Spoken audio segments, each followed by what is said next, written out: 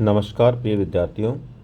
देखिए, हम वर्तमान में एक विशेष सीरीज़ के साथ में बात कर रहे हैं और कुछ खास मनोवैज्ञानिक जिन्होंने मनोविज्ञान के क्षेत्र में या दार्शनिक जिन्होंने दर्शन और मनोविज्ञान के क्षेत्र में बड़ा काम किया है, ऐसे कुछ विद्वानों को लेकर के हम चर्चा करते रहे हैं। तो इसी सीरीज़ में आज हमारे जो मनोवैज्ञानिक हैं वो हैं B.F. स्किनर।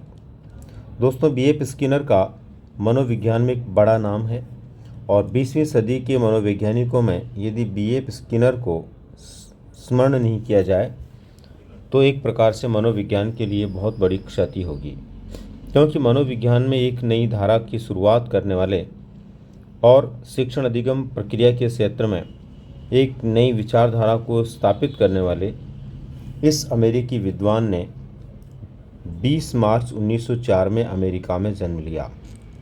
अर्थात अमेरिकी विद्वान B.F. स्किनर का जन्म 20 मार्च 1904 को अमेरिका में हुआ था और 18 अगस्त 1990 को इनकी मृत्यु हो गई थी। अपने इस जीवन काल में इनके द्वारा जो किए गए कार्य हैं उनमें सबसे महत्वपूर्ण है क्रिया प्रसूत सिद्धांत।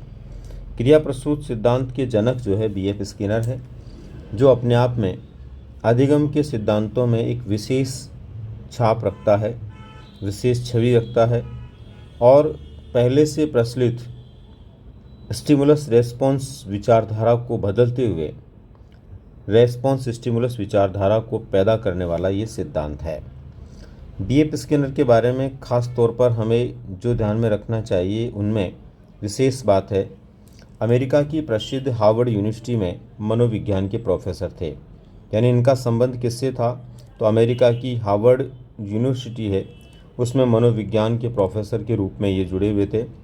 आपने 1938 में चूहे पर प्रयोग करते हुए अपना क्रिया प्रसूत सिद्धांत दिया था। यानी इनके द्वारा जो अपना सिद्धांत दिया गया वो सबसे पहले 1938 में चूहे पर प्रयोग करके दिया गया। इनका जो सिद्धांत था वो क्रिया प्रसूत सिद्धांत था।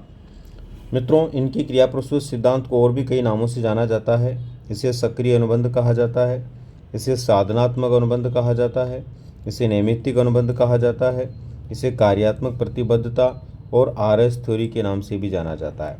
आपको ध्यान दें, पहले जो प्रचलन में थ्योरी थी वो क्या थी, SR थ्योरी। यानी स्टिमुलस के कारण कोई रेस्पॉन्स होता था और उसकी वजह से प्राणी किसी कार्य को करता था। इन्होंने इसको बदल करके कहा कि किसी अनुक्रिया के लिए उद्दीपक होना जरूरी नहीं है, इसलिए इन्होंने अनुक्रिया पहले और उद्दीपक बाद में किस तरह से व्यवहार हो सकता है इसको स्पष्ट किया। इसलिए पहले से प्रचलित SR थ्योरी को इन्होंने किस में बदल दिया था, RS थ्योरी में बदल दिया था। ये इनकी विशेष पहचान को दर्शाता है। इसके बाद में दोस्तों ध्यान रखने वाली बात है कि इन्होंने अपना दूसरा प्रयोग 1943 में किया था। पहला प्रयोग इन्होंने 1938 में किया था चूहे पर और दूसरा प्रयोग इन्होंने 1943 में किया था कबूतर पर। इनके द्वारा कबूतर पर जो प्रयोग किया गया, इन प्रयोगों के लिए इन्होंने एक विशेष प्रकार के आवाज़ रोधी बॉक्स का उपयोग किया। यानी दोनों ही प्रयोगों में, चाहे चूहे पर प्रयोग किया तो भी और कबूतर पर प्रयोग किया तो भी, इन्होंने आवाज़ रोधी या क्रिया प्रसूत बॉक्स उपयोग में लिया। आवाज़ रोधी था यानी बाहर से उसके अंदर आवाज़ नहीं जा सकती थी, इसलिए आवाज़ रोधी था और इसको क्रिया प्रसूत बॉक्स भी नाम दिया गया। वर्तमान में इनके शिष्य लोग जो हैं इसको स्किनर बॉक्स भी कहते हैं। अगर वर्तमान के अनुसार हम बात करें तो ये क्या कहलाता है, स्किनर बॉक्स भी कहलाता है, क्योंकि इनके शिष्य लोगों ने इसका नाम इन्हीं के नाम पर स्किनर बॉक्स रख दिया।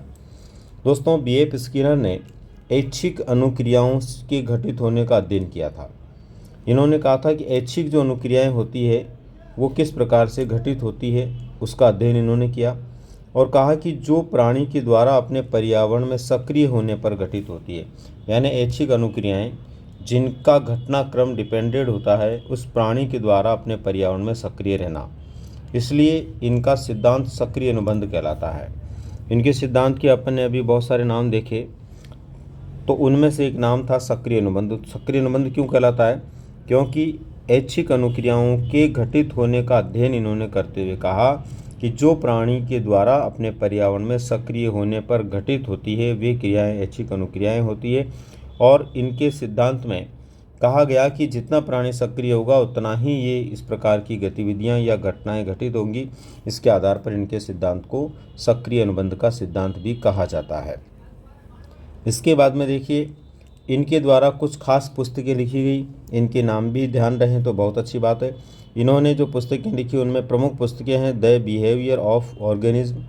इसी प्रकार से इनकी दूसरी चर्चित पुस्तक है साइंस एंड ह्यूमन बिहेवियर। तीसरी इनकी चर्चित पुस्तक है बियॉन्ड फ्रीडम डिग्निटी।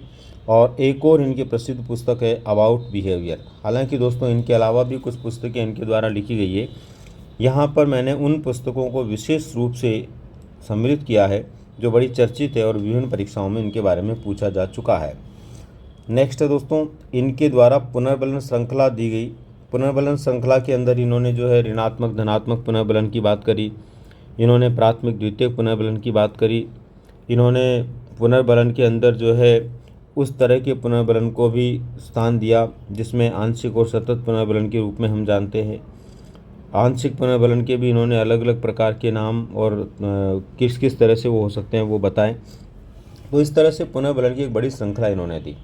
इसके अलावा दोस्तों इन्होंने अभिक्रमित अनुदेशन नामक शिक्षण विधि दी।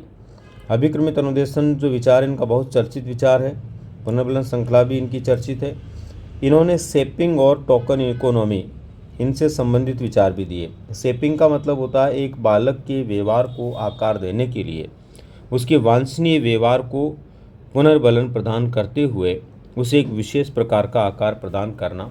और टोकन इकोनॉमी का अभिप्राय होता है किसी मूलधन या वास्तविक राशि के स्थान पर वास्तविक जो धन होता है उसके स्थान पर किसी आभासी धन का उपयोग करना, टोकन का उपयोग करना, जिससे व्यवहार के अंदर सुविधा पैदा हो जाए।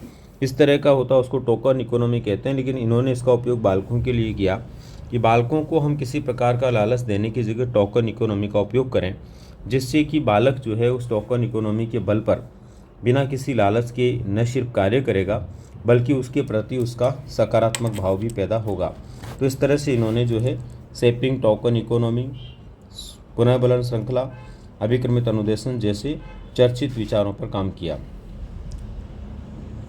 तो इस तरह से ध्यान रहे दोस्तों, स्किनर के द्वारा जो विचारधारा दी गई है, स्किनर के द्वारा जो मनोविज्ञान के क्षेत्र में काम किया गया वो अपने आप में बहुत महत्वपूर्ण है। विशेष रूप से ये सिद्धांत इस बात को दर्शाता है कि व्यक्ति को क्रियाशील होकर के, सक्रिय होकर के कार्य करना चाहिए और जो व्यक्ति सक्रिय होकर के कार्य करता है सुनिश्चित रूप से सकारात्मक परिणामों को प्राप्त करता है। इसी के साथ में अभी स्किनर की संदर्भ में सम्मिलित जानकारियाँ यहाँ पर पूरी होती है। दोस्तों आगे फिर हम अन्य विद्वानों के बारे में बात करेंगे। उम्मीद करता हूँ ये छोटी छोटी जानकारियाँ आप लोगों को न सिर्फ उपयोगी होगी बल्कि आने वाली परीक्षा में सहयोग भी प्रदान करेगी। धन्यवाद।